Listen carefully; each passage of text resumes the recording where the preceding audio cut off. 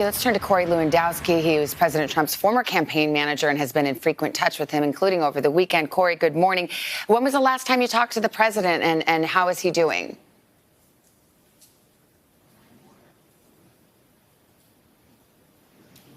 Corey, can you hear me? I think we may have an audio problem. Spoke Corey. to the president. Oh, there he is.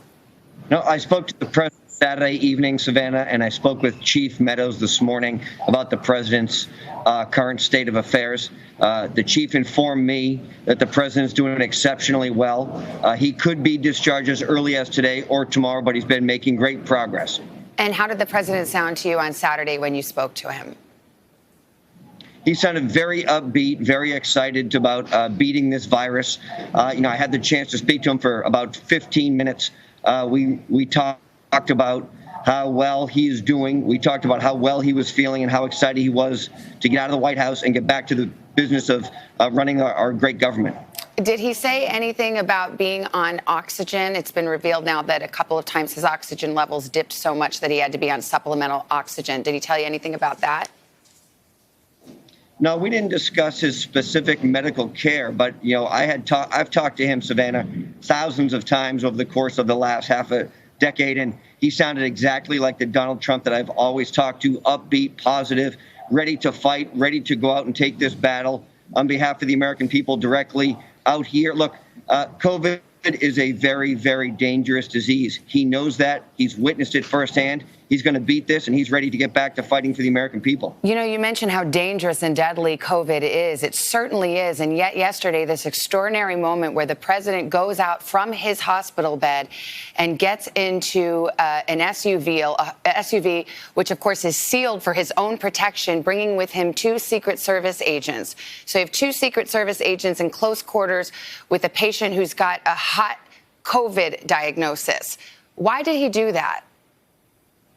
The president wanted to thank all the supporters who had been standing out there for days supporting him. And it's my understanding, Savannah, from the information I've obtained, that the detail leader and of the Secret Service and the driver both volunteered for that assignment.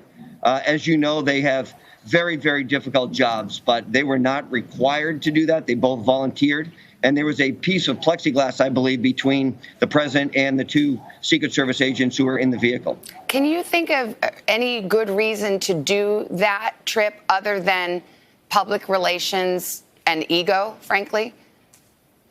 Well, the president wanted to show the supporters how much he appreciated them and show that you can still continue to function even with COVID-19. Obviously, look, he's a leader and he wants to lead. And we see this from the great leaders. When they show a sign of respect to the people who are out supporting them. And that's what this was. This was the president out thanking his supporters for standing out there and supporting him.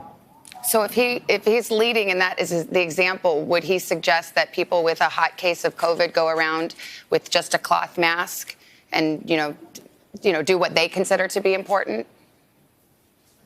Well, I don't think so. I think this trip was made, I am told, with consultation of his physicians. They told him this would not jeopardize either him or anybody in that vehicle who have taken exceptional precautions for this. This is the advice of the physicians. I'm not a physician. I can only tell you what has been relayed to me from the medical team that is taking care of this president, that they authorized this trip. They were okay with the trip, and the Secret Service members volunteered to participate in this. All right, Corey, thank you. Good piece of information to have. We appreciate your time.